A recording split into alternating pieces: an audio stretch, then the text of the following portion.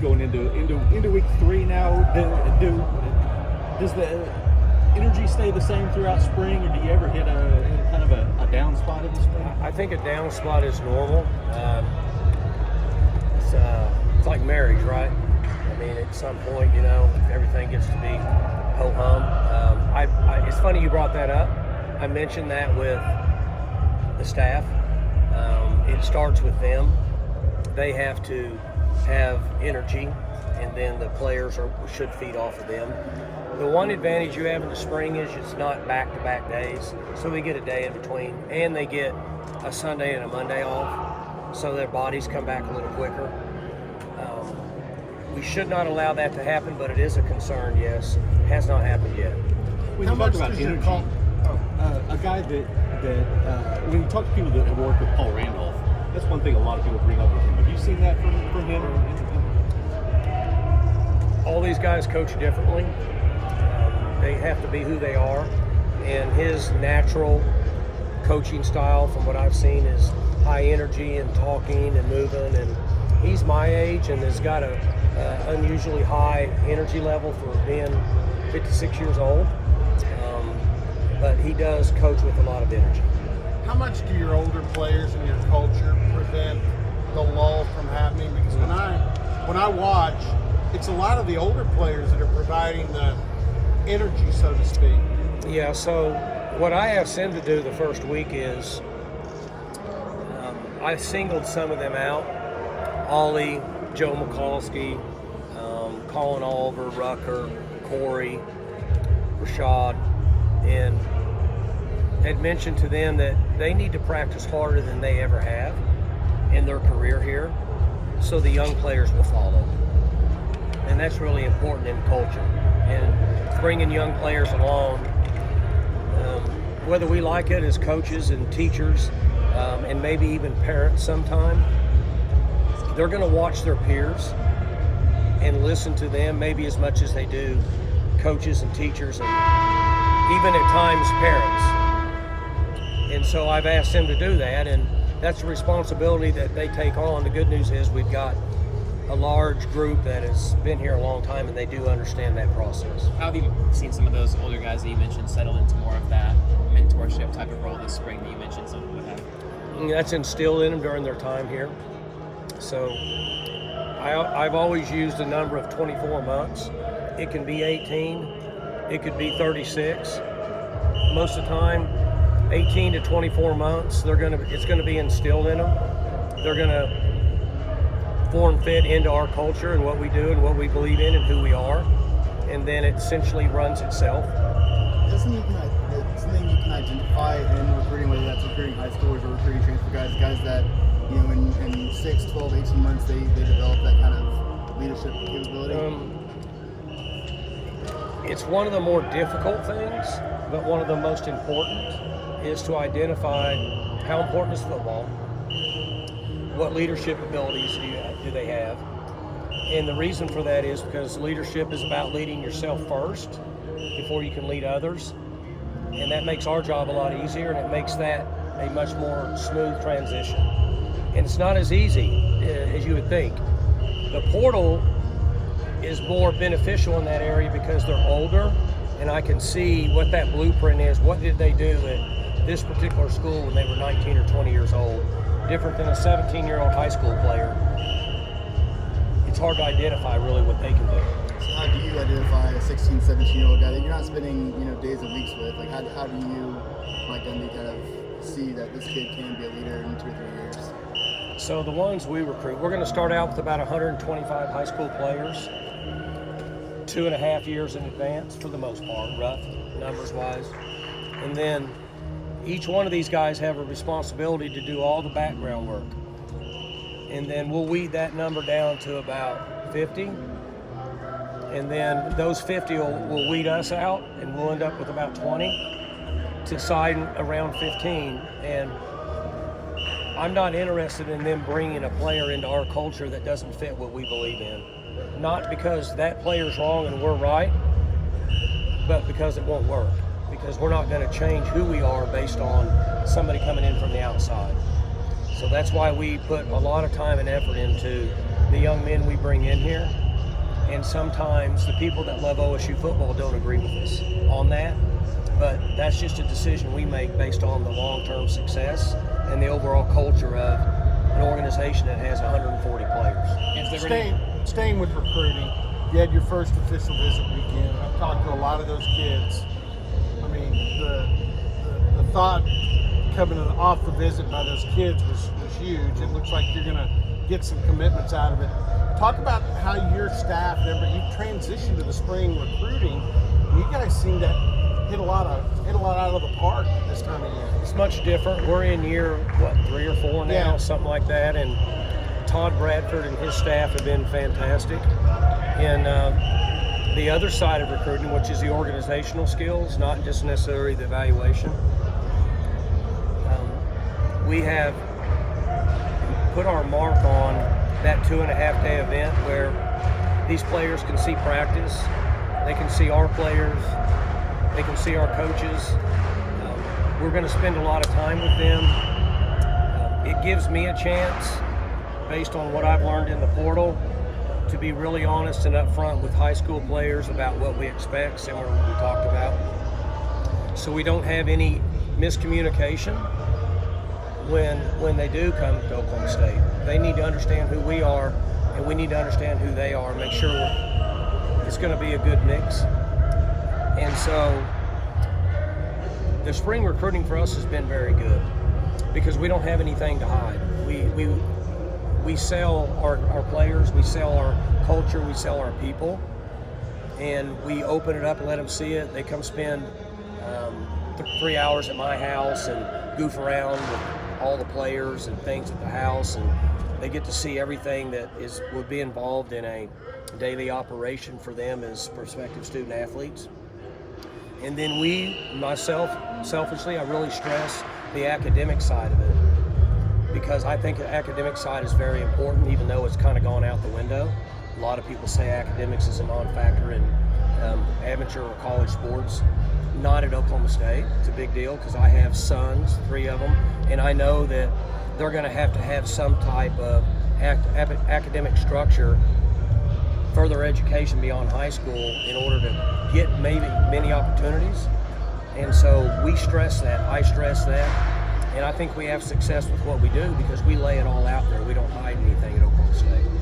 As the spring practice period ends for other schools that maybe started earlier, some coaches have talked about, that roster turnover that happens because guys, maybe they're unhappy with their role or for whatever reason they choose to enter the portal.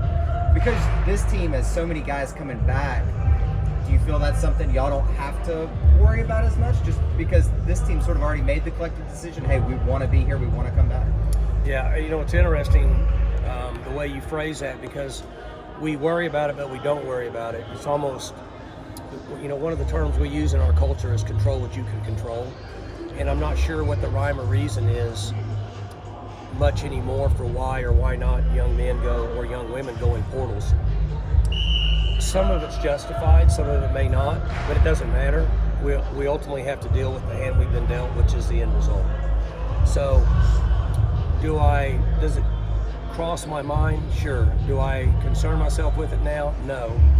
I wait till the end of the portal and then deal with the hand that I've been dealt. That's the way we handle it. If I had to predict, I would agree with what you said. We have a lot of maturity and a really good cohesive team right now that's probably not going to want to expand out. That doesn't mean there might not be some of them that just want an opportunity somewhere else. You're dealing with large numbers here. There's 124 of them out here right now. So percentages tell you that could happen to 3 or 4 of them. Are there a couple positions, depending maybe how the next couple weeks go, that you might want to look to add a guy or two? I mean, we really have a team. We really have what we need. We have enough now to be successful next year, I'll put it that way. But we will always be prepared. Todd Bradford and his staff has done pre-portal evaluations. So, for lack of a better term, like a free agency list, we know who's out there, and we have to know that now. And if we were to lose guys at a certain position, we'd have to go out and try to bring some in. You talked last week about Kendall Daniels and maybe giving him some looks at type of a linebacker type of role. Is there a guy that naturally slides into his spot if you end up going with that on a regular basis? We have quite a few hybrids.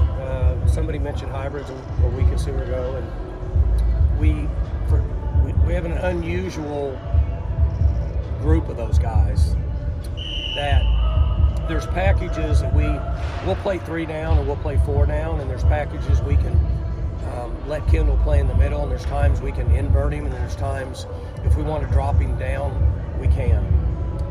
We're experimenting with some of that now, and we do have enough flexibility that we don't have to purposely move guys to another position. We have a number of those guys that can fill in that role. Ty is a hybrid guy. Lyric is a hybrid guy. Rucker could be a hybrid guy if we needed him to. So we have some of those guys. Seven's a hybrid guy. We've got enough to have some flexibility without just saying, okay, you got to change positions. A week into full pads, have any of the freshmen kind of poked their heads out a little bit? Not really. They're doing very well. It's just so difficult for them, and particularly just the overall physicality and contact of padded practices at this level. I use the example, they should be thinking about prom and graduation, and after they get out at lunch, going to the lake and stuff, and they're out here with us, and it's a different world for them. Armstrong, I will say, is able to hold his own in all the physical side of it, defensively, and then offensively, Ford can hold his own in it. Now, their head's spinning, they might go the wrong direction, but they're further along physically, so they can kind of battle and fight through things that some other high school players wouldn't. And we've had guys that came in that were 2 years away that ended up being All-Americans, and we had guys that came in that did it early in their career and never really pushed through it. So it's not always a telltale sign, but those 2 guys are holding their own from a physical standpoint. Brenden is going to leave here, one of the most decorated receivers in program history. Was there a time during his recruiting process, just with his size, that you weren't sure that he was going to be able to make it at this level? Because a lot of schools, it seemed, didn't know we had conversations about him and watched him, and he would make plays in high school, and he's just not very big, and because I think then he was like 147 pounds or something. He could run full speed under a coffee table, not hit his head. So you're concerned about his overall physical longevity. And then we'd watch him make plays. And then, to be honest with you, he was in the same group with Gunner, so I watched him play live, and I saw him continue to be productive in big moments. And we like guys in high school that can produce, and so we said it's worth taking a shot. And obviously we were right. Was there a time whenever he got here, whether it be spring practice or fall camp or whatever, that you saw him make a play and you said, okay, he's gonna be fine? Even his first year here, he was very competitive. And the physical side of it, he'd get bounced around like a ping pong ball, but he would always get back up.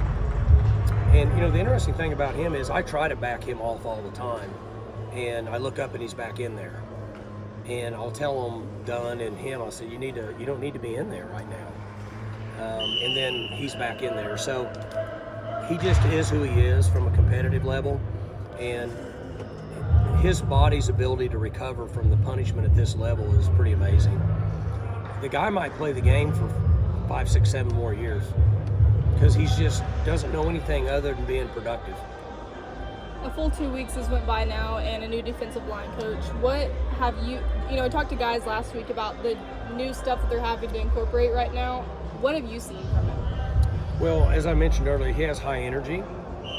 I see the players kind of migrating to him and being responsive to his coaching, which is important. So for me, it's important, in my opinion, that the players at a particular position, like Paul, that when he's coaching them, that he's getting response where they can tune in and listen and learn and absorb information and then be able to show it out here in our team drills. At this point, I see that. the end result is on Saturdays in the fall, right? Whether we like it or not as coaches, we see how well we coached by how the players play on Saturdays in the fall, and that'll be the true story. What has Kobe Hilton shown you so far in coming in from UTEP? You can tell he's experienced from his lineup. He's played a lot. He's going to be mature and physical enough. He's fast enough. Now he's learning new terminology, new schemes, new concepts. But he's what we thought when we brought him in here. He gives us that extra experience to help several of the young guys at that position get through another year. Because those guys, as we develop them, they can compete and play sparingly, but hopefully Kobe can carry more of a load. What about at tight ends with Tyler Foster? He's doing well. I would say very similar.